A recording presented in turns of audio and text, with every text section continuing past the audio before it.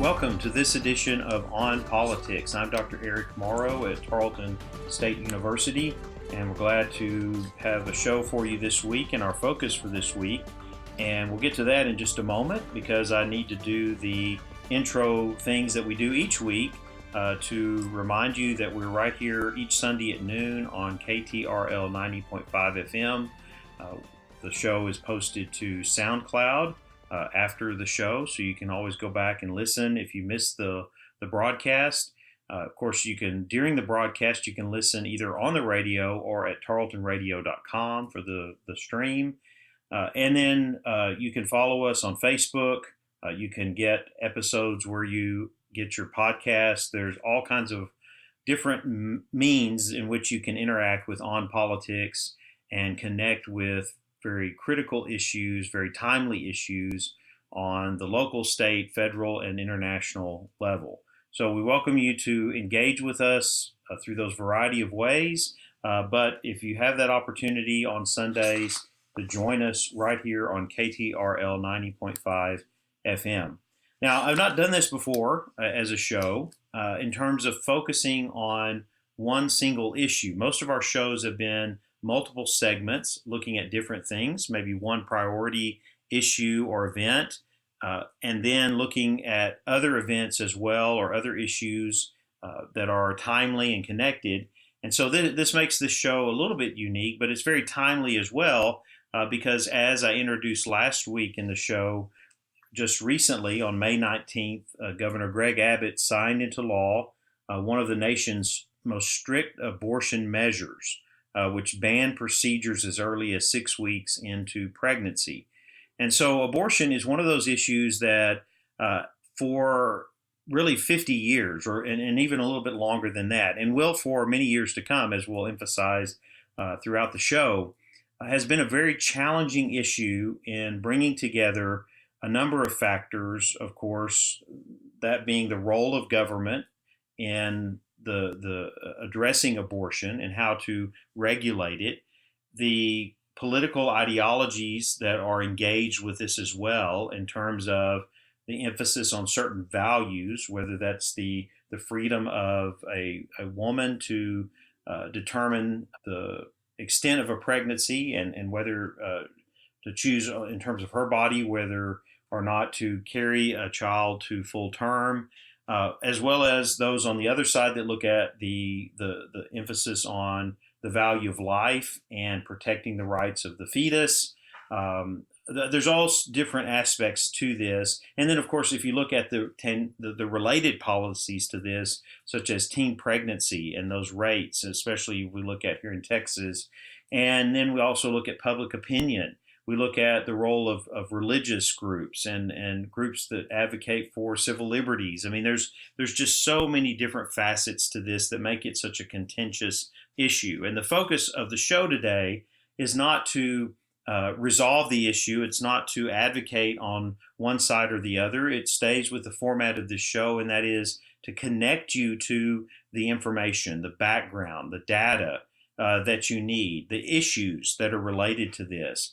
Sometimes many of the things that are left out when you get the sound bites through the media or on in a newspaper article and through other resources, it's helping you to engage with that information and resources to then look at how we use government related to this issue. How do we use government? What is the role of government, or what do we see should be the role of government based on what we value, based on how we're going to address some of the challenges and issues that are related to this within our society and within our state. And so I thought this would be an issue that would be great to focus on in terms of a full show because of its complexity, because there are so many facets to it, and there's so many aspects to it that we just need to be aware of in terms of the role of government, understanding that role, and then how we advocate for what that role should be in the future. So to go back just a little bit, because some of this was on last week's show, I don't want to spend too much time here, but it is our starting point because as it has been over many years, we can look back that the state legislature in Texas has had some type of abortion measure on the agenda and has passed many things, as we'll see in a moment when we look at the timeline. So just before we jump into this a little bit, I do want to kind of give you the outline of the show in that we will talk about the recent law that's been passed, but we also want to put that in the context of where we are with abortion and how it happens in the state of Texas. So a little bit of state facts compared to what's happening on the national level, and then look at the timeline, especially over the last decade. I mean, we could go back all the way to the 1990s and even further back than that, when when states began to address certain laws more rigorously, and how those laws have had an impact in the reduction of abortions, but also how this continues to be a very challenging and controversial issue on a number of fronts. So we'll go back and look at the last decade and see where we've come as a state in terms of the decisions our legislature has made to lead to this point, to one of the most restrictive laws that we have seen passed by a state to date, that will also most likely be challenged in the Supreme Court, and as many have before, and will continue us along this line of debate and political conflict and challenges related to the issue. And then the last part of the show, I want to also deal with the political aspects of this, talking about the connection of political parties and ideology. We'll get into that a little bit when we look at some polling, because it always helps to know where people are in the state based on how they engage with this issue and what their views are. But we also want to talk about how ideology is influenced by values and how the ranking of those values often lead to positions on issues like this and what people think government should do or not do. And of course, here in Texas, it's also how those values connect with party affiliation and connect with voting, because decisions are often made based on engaging with those who are voting and what political ideology they hold and what they're looking for in terms of candidates. And of course, in Texas, where we have historically had a high level of social conservatism, especially shown visible in politics, this is really a flashpoint issue. It's a hot button issue. It's one that's in the middle of all of this. But we also don't want to forget, and we'll point to this, that this is a very complex issue that has a lot of policy implications that are oftentimes set to the side in order to focus on this this issue that is such a hot button, this issue that is so at times polarizing, this issue that resonates with many voters, and thus you have politicians that are trying to keep this in front of them and moving it forward in terms of state politics and of course the role of the state related to abortion. So we're going to get to a lot of facets of this today. I'm glad you've joined us right here on KTRL 90.5 FM. And quickly, let's just do a review of this most recent law and why is it different. And we'll see that even more so as we do a little background, as we do a little history. So one of the aspects of this is that Governor Abbott signed it into law on Wednesday, May 19th, that prohibits Texas abortions as early as 6 weeks. And the concern here by abortion rights advocates is that this is even before some women may know that they are pregnant. But it also opened the door for almost any private citizen to sue abortion providers. And this is the unique aspect of this law that makes this one very different from things that we've seen before. So abortion rights advocates have promised to challenge the new law once they consider it now one of the most extreme nationwide and the strictest in Texas since the landmark Roe v. Wade decision. So there's different sides to this. The governor signs the law now as the Supreme Court is also taking up a case concerning a Mississippi law that bans most abortions after 15 weeks. So there's a case ahead of this that will be reviewed, and then most likely the Texas case could follow. And the other parts of it is that the bill bans abortions after a fetal heartbeat has been detected. It does include cases where the woman was impregnated as a result of rape or incest, and there's also an exception for medical emergencies. And this type of bill, or is called a heartbeat bill, that have been passed by other states, have been held up in the courts because of different things. But this is where the Texas version has a different take on it.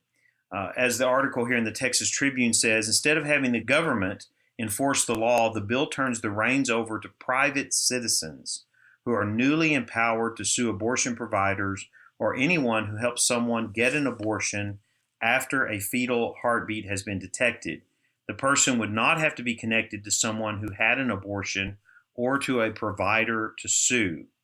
So proponents of this new law hope to get around the legal challenges that have tied up abortion restrictions in the courts, where abortion providers usually sue the state to stop restrictive abortion laws from taking effect.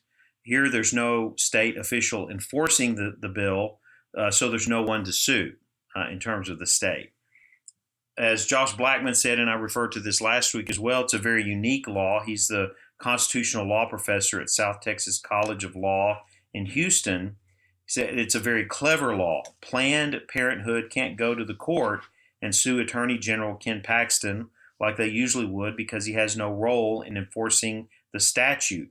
They have to basically sit and wait to be sued. And this has some interesting aspects to it in terms of the constitutional foundations, the legality of it, in terms of the role of government kind of stepping back from enforcement and letting private citizens and others do that in terms of those that provide abortions. So we now have this in place in Texas, and we know that it's going to be challenged in the courts.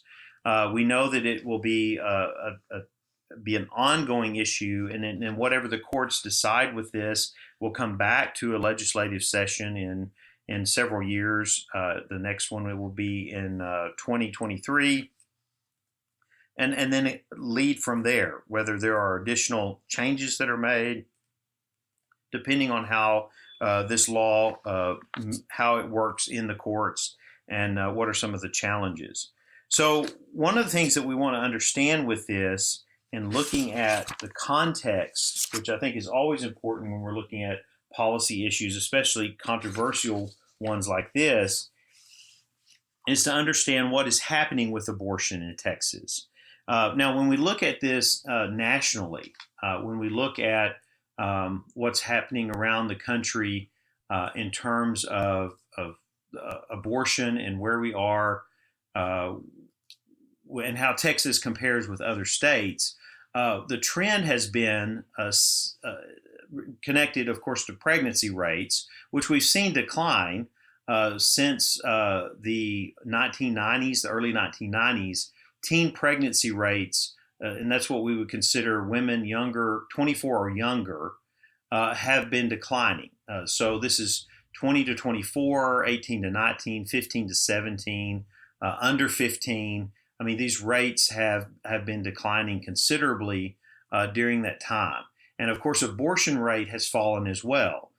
Since the early 90s, it has dropped considerably, where you see a national rate of that was almost 40% or 40 women every per thousand having an abortion, to now looking at that average that has dropped below to around 8 or 9 abortion events per 1,000 women, which that's very, very interesting to see that decline. And of course, a lot of that's attributed to more strict abortion laws post Roe v. Wade, and especially in the early 90s when there was this push to kind of address this dramatic increase in abortions. We can look at this by state as well. When we compare the pregnancy rate, and I bring in the teen pregnancy rate because it's something we have to look at, especially since Texas has one of the highest rates. We're in the top 10 states in the U.S. in terms of teen pregnancy rates, and it's those rates that have an impact on abortion and, of course, access to abortion. And when we look at this, the data that I'm looking at now comes from the Guttmacher Institute, and it's a little bit dated. We're talking about 3 or 4 years ago. But at that point in time, the pregnancy rate of young women aged 15 to 19 in Texas were 39 per 1,000 women. Okay, so that's one of the higher rates in the country.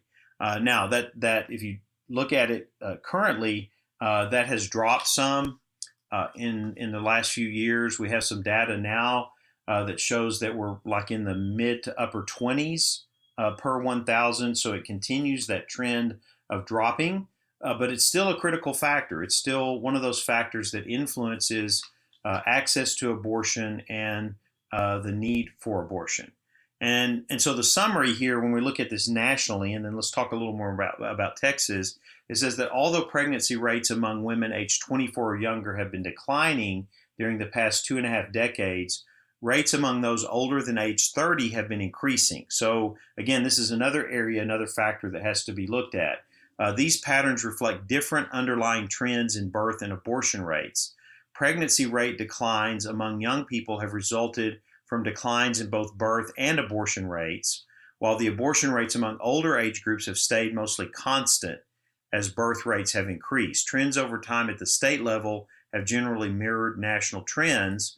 However, there are strong geographic patterns. Pregnancy rates in 2017 were higher among younger people in the South and Southwest compared with other regions, and for older age groups in the Northwest and the Northeast.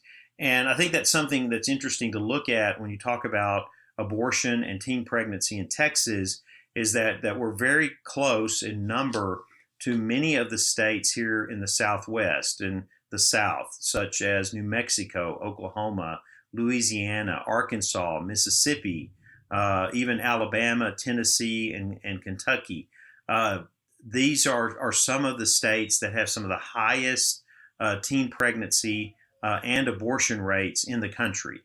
And so these are related issues, something that we just need to understand, because it seems like the states that have moved to do more related to teen pregnancy, especially in terms of sex education, that there has been more of an impact on diminishing teen pregnancy and thus also diminishing abortion.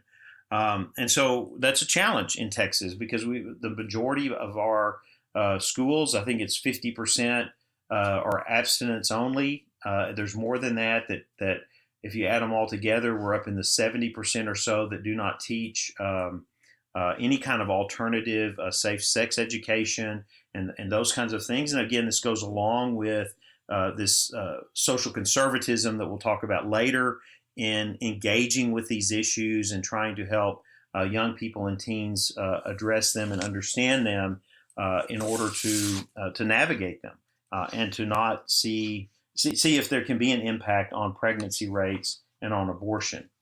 Just to look at some of the numbers here, this is in addition to that context of where Texas is on a national level. If we go back, this data that I have most recently is from 2017. The resulting abortion rate in the United States as a whole was 13.5 abortions per 1,000 women of reproductive age. That's between 15 and ages 15 to 44.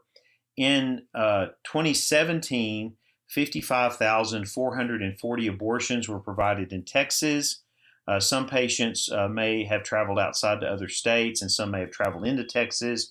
But this showed a 3% decline in the abortion rate in Texas between 2014 and 2017, from 9.8 to 9.4 abortions per 1,000 women of reproductive age.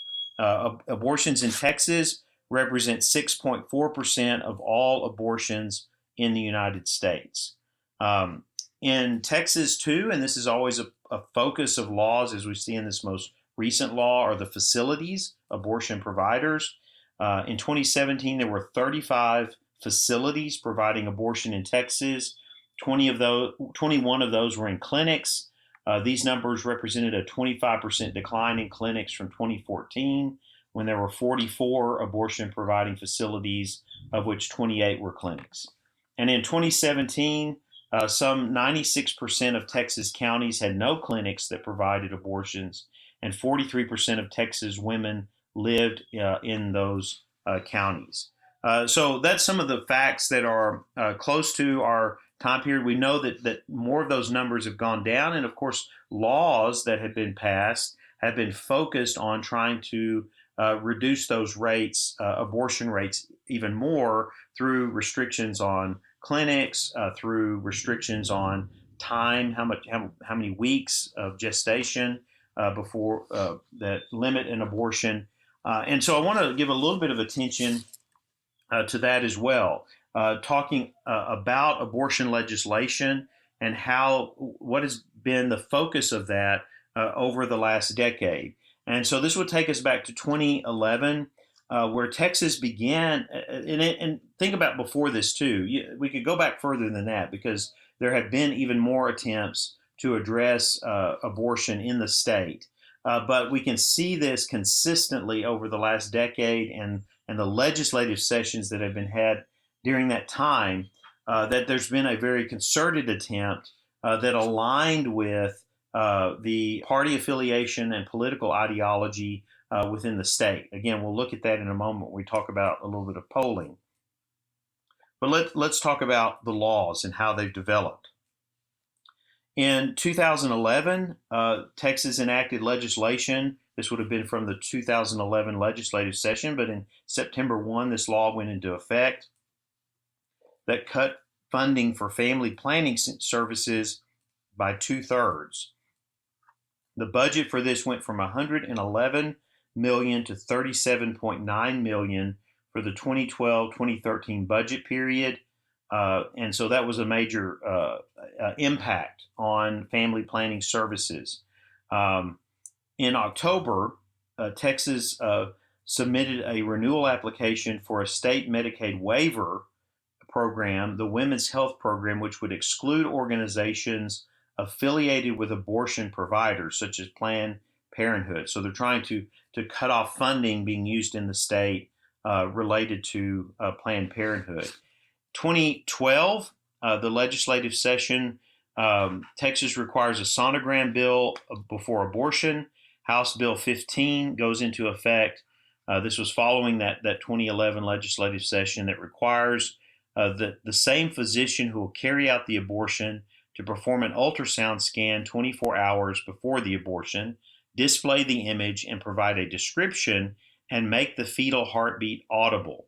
Therefore, the law mandated that women come to the facility for 2 visits at least 24 hours apart, and in order to go through this process, again, with the attempt of trying to persuade women not to go through with the procedure. In March of that year, 2012, the request to exclude Planned Parenthood from the 90% federally funded Medicaid waiver program is denied. So again, this tension and this challenges between state government and the federal government. By December of that year, the end of the year, federal funding for the Women's Health Program is discontinued.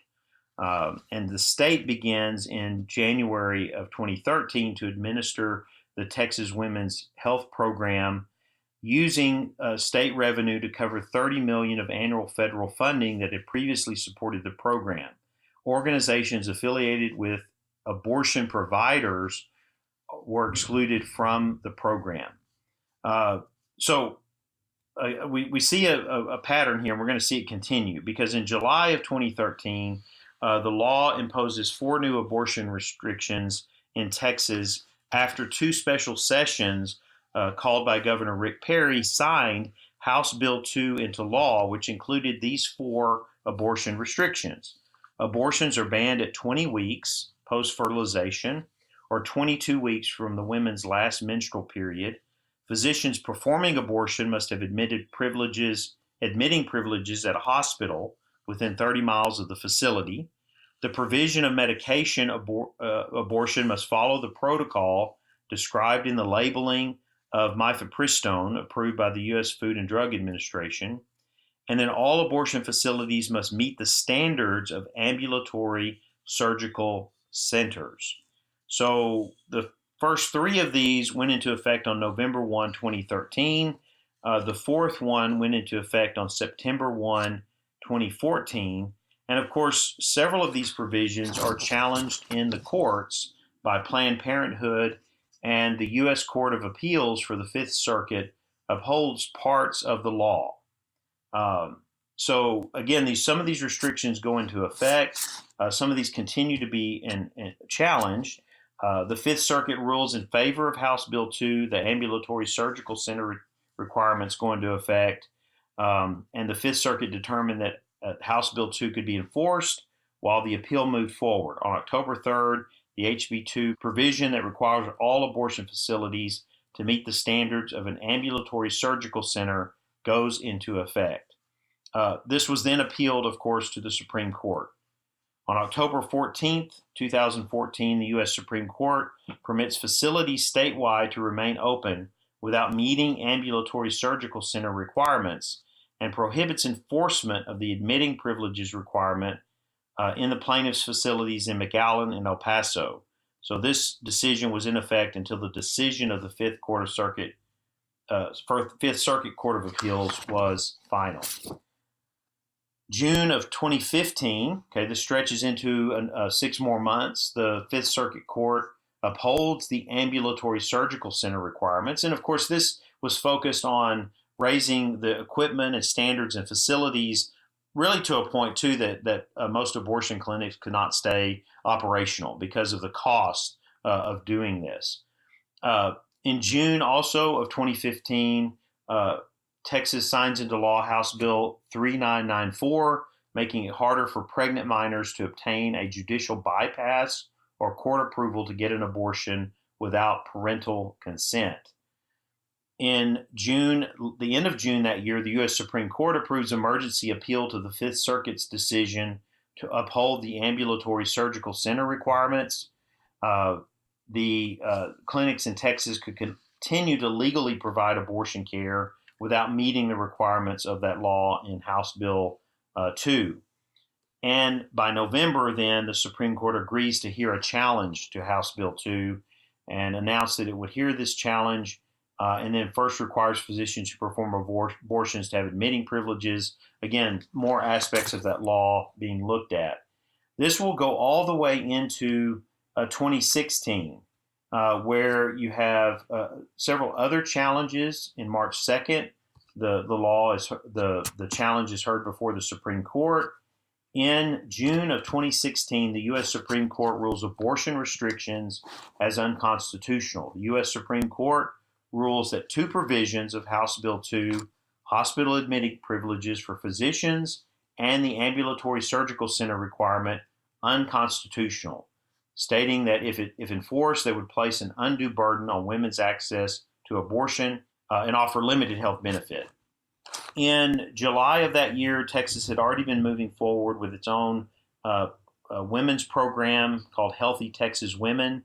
It begins in July of that year, 2016, serving women ages 15 to 44 with incomes at or below 200% of the federal poverty level, and provided women's care and contraceptive methods. Pregnant women who received care under Medicaid were automatically enrolled into the Healthy Texas Women's program, thereby preventing gaps in coverage. Texas then, by the end of that year in December, plans to remove Planned Parenthood from state Medicaid program, which decreased funding for that by $3.1 million in Medicaid resources. Of course, that gets stopped in the courts. And in 2017, by June of 2017, Governor Greg Abbott signed into law Senate Bill 8, which required fetal tissue to be buried or cremated and prohibited dilation and evacuation abortion procedures. So again, another approach to this in terms of remains, in terms of the procedure itself. I mean, what we've seen is a pattern here, and that continues, of looking at various parts of abortion and how to engage with it to restrict it or to create a challenge in one area that would then have an effect on its availability in other areas. So let's move on to 2017. Again, August of that year, Governor Greg Abbott signs 2 pieces of abortion legislation into law.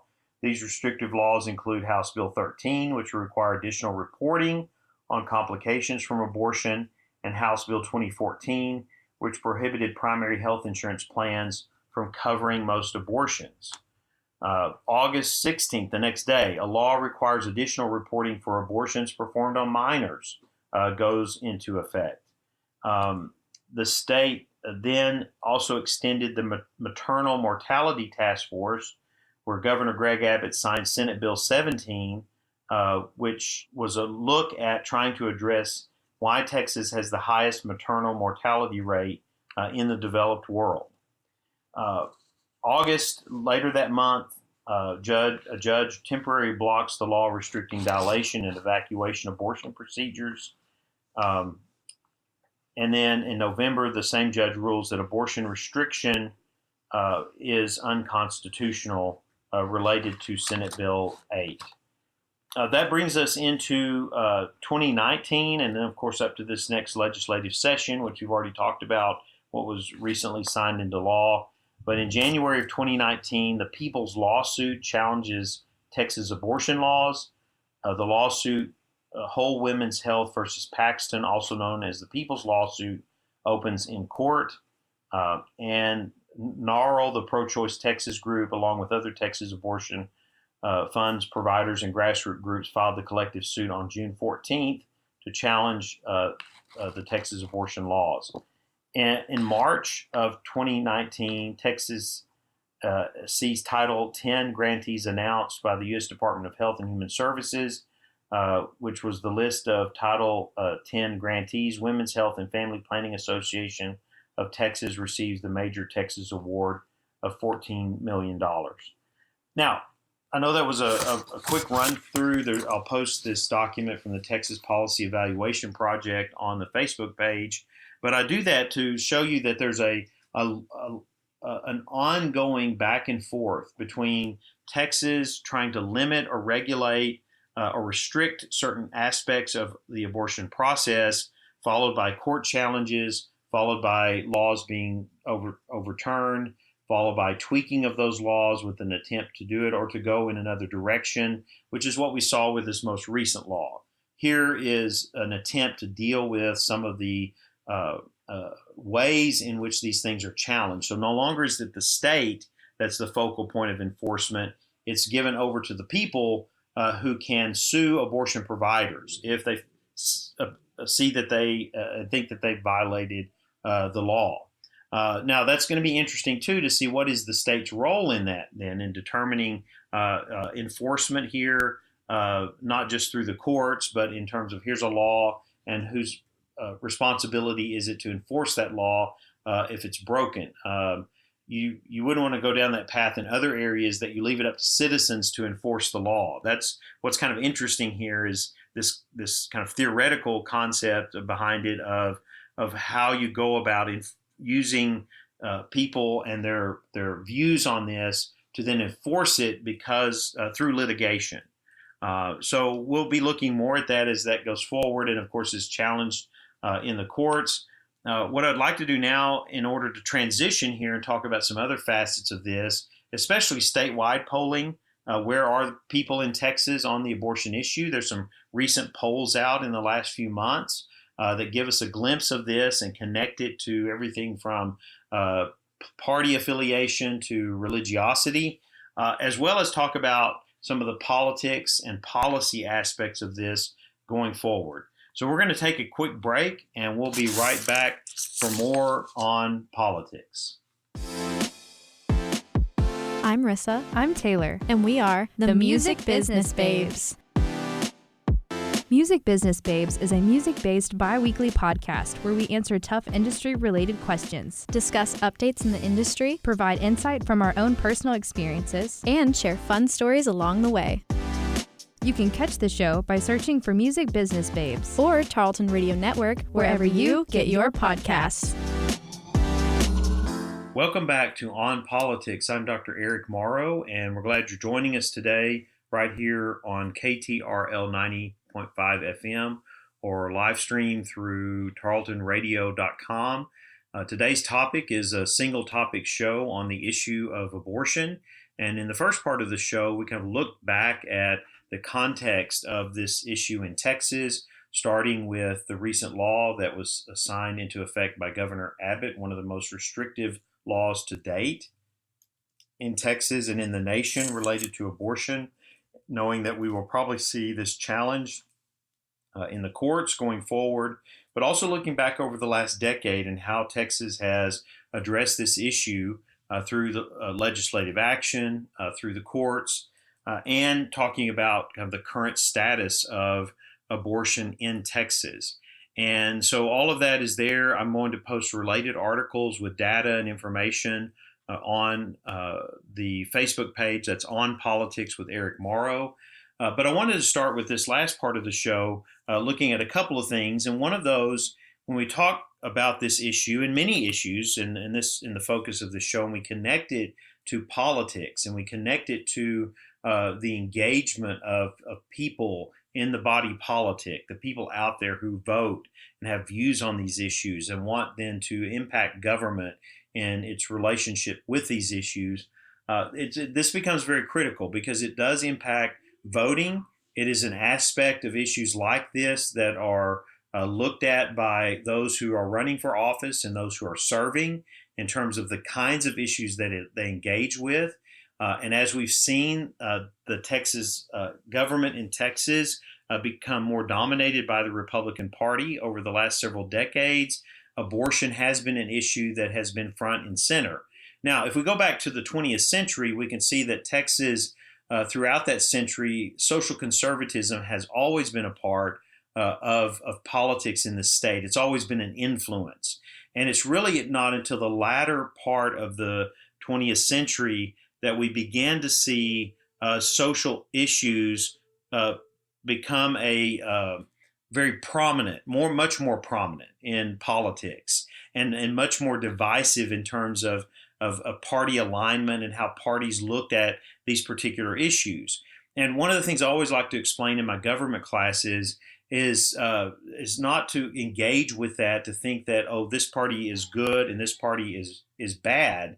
It's important that we look at these issues in terms of how different political parties and different political ideologies are ranking their values related to these issues. Okay, it's much more complex than saying, oh, this is a good perspective and a bad perspective. We lean that way because of our own ideas and how we see these issues, how we rank our own values, or how those values have been shaped by political socialization, the where we grow up, the family we grow up in, the influence of education and religion and so on.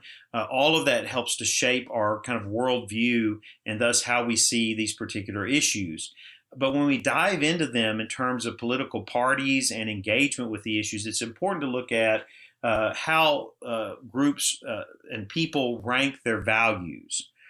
For instance, a big debate in our country over the last decade has been health insurance, providing access to health care by ensuring that everyone has some access to health insurance, whether it's government provided health insurance like Medicaid or Medicare, it's private insurance provided by insurance companies, or is it the government facilitating, like we saw with the Affordable Care Act, providing access to where people can go into the private marketplace and buy insurance, have access and be able to afford insurance. And so the debate has been, how do you see that? And you have some that have a more a view on this of emphasizing the value of freedom. Well, it's my choice whether I have insurance or not. It's not the government's role to tell me that I have to have insurance. Of course, we all know the cost of medical care and access to it, how much that cost has risen, and how much of a challenge it can be when people need it. But there's still this kind of underlying ideological foundation that says, I need to be free to choose whether, with my resources, that I want to buy insurance or not. I mean, we can go back and when I was growing up, it was seatbelt laws and motorcycle helmet laws and open container laws and so forth. Government kind of intruding into private space as it was perceived and saying, well, no, you can't do this because it could very often result in this, endangering someone's lives or providing safety as well. So the ranking of values can be important, whereas like the other side of this with health insurance is, or access to health insurance and health care, is an issue of equality. So someone may emphasize equality much more than they do freedom when it comes to this issue. For them, it's important that everyone has access to health care and that government has a role in addressing that, because it is a very complex and costly aspect of our society and of our lives. So when we come to abortion, it's very much that same way. Is where do people stand in terms of what they value? Is it as a part of the social conservatism? Is it this emphasis on the traditional values of related to marriage and family, and in this case of life, of saying that, well, we value life, however it comes into existence. We are valuing life above all things.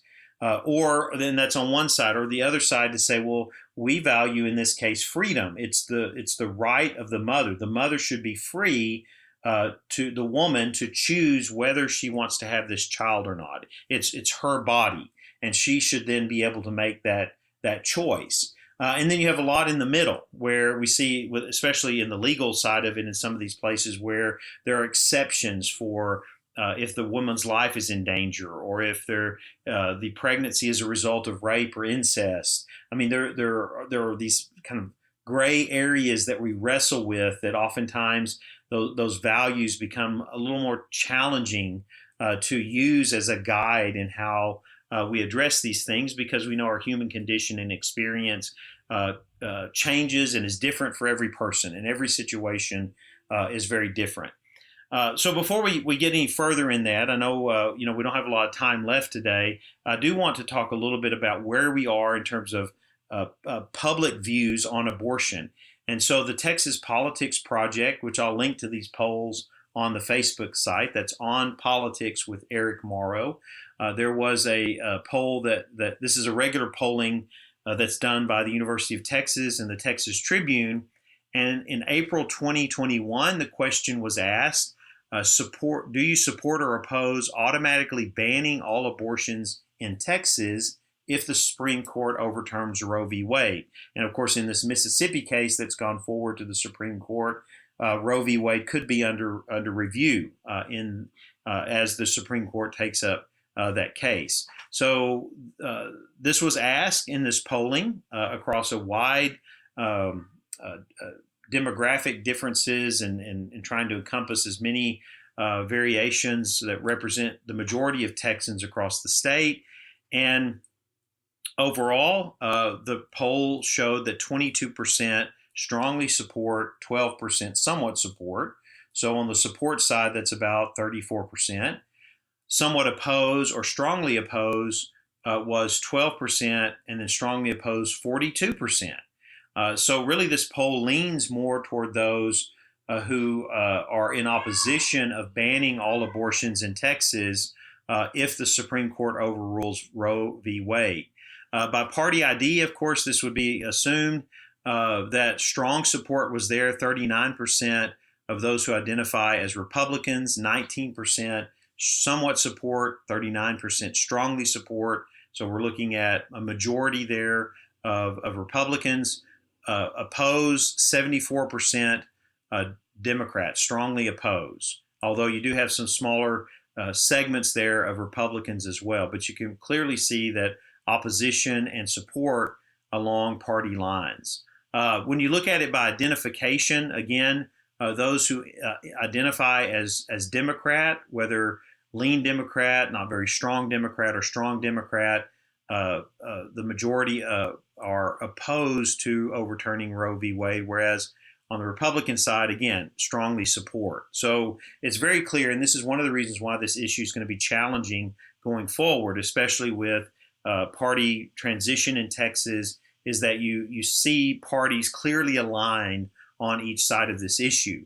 When you look at it in terms of ideology, you see that liberal political ideology, which emphasizes more equality in this case, and freedom, and the right to choose, the right to access, that liberals are much more in support or opposed to overturning Roe v. Wade, whereas conservatives not quite as much. I mean, between strongly opposed by liberals is 81%, whereas strongly support and somewhat support among conservatives is only at about 60%.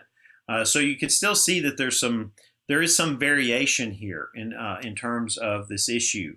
Now, let's look at another question while we have some time here as well. The question was, do you support or oppose allowing any individual in Texas the right to sue an abortion provider? So this was asked knowing that law was coming up. And then the other poll after this, which I'm not sure we'll have time to get to, but it said, do you support or oppose making abortion illegal after 6 weeks of pregnancy? Okay, in both of these polls, what we begin to see in the overall poll is, again, this different sides that are about even. The right to sue an abortion provider, 30% strongly supported, 14% somewhat supported, so 44%. 8% somewhat opposed, 29% strongly opposed. That works out to about 37%.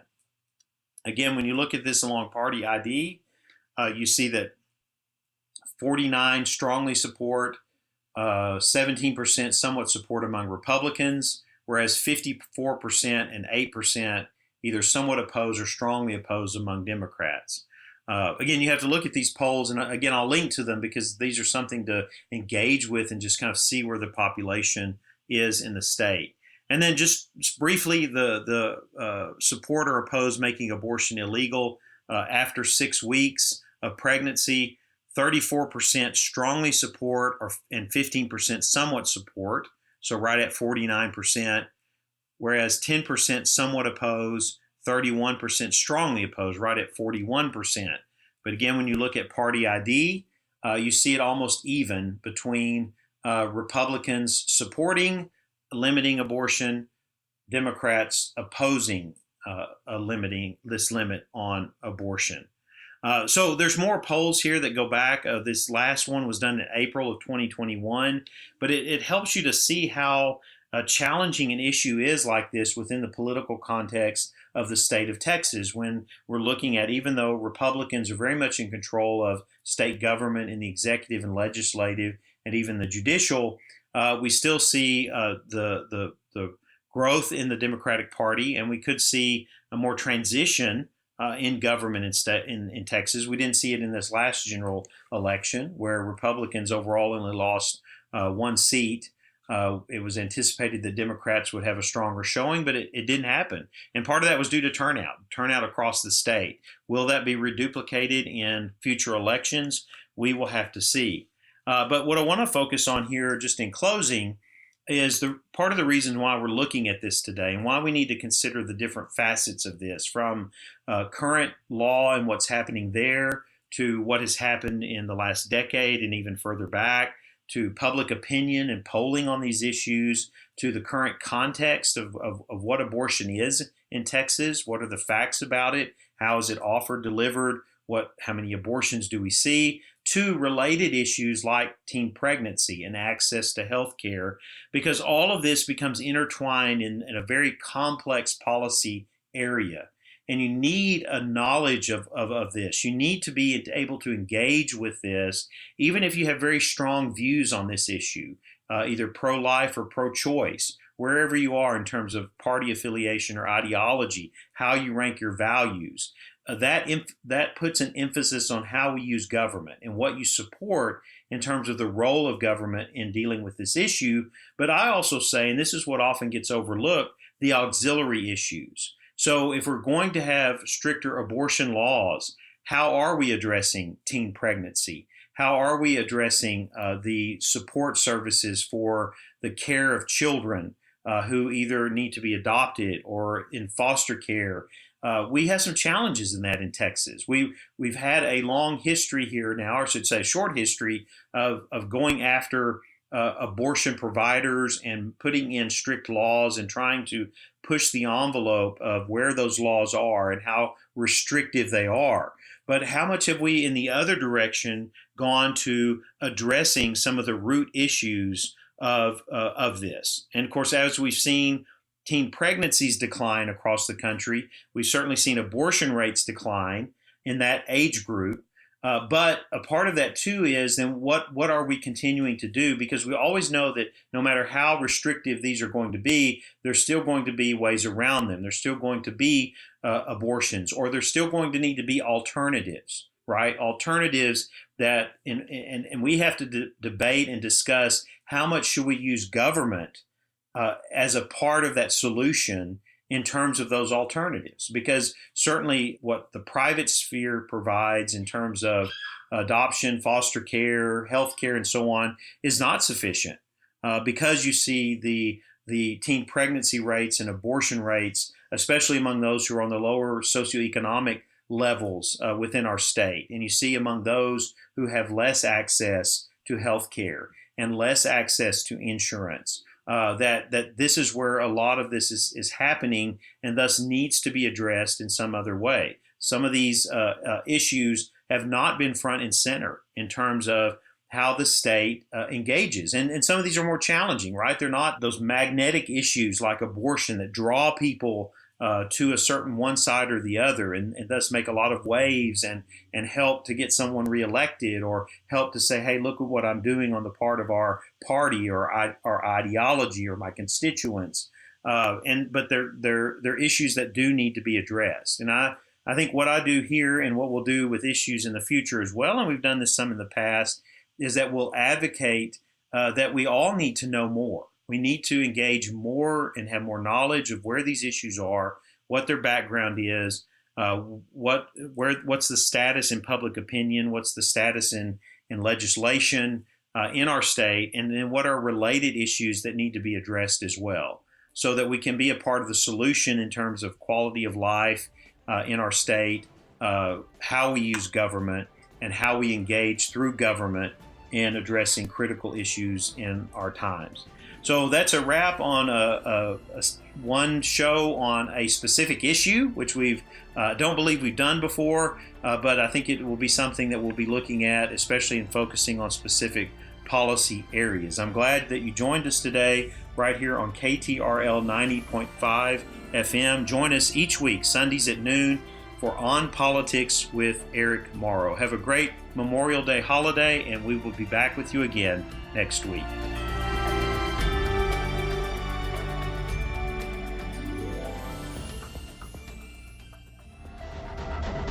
This has been a Tarleton Radio Network podcast with production from me, Taylor Welch. And me, Carissa Cole. Find more great shows by searching Tarleton Radio Network wherever you get your podcasts.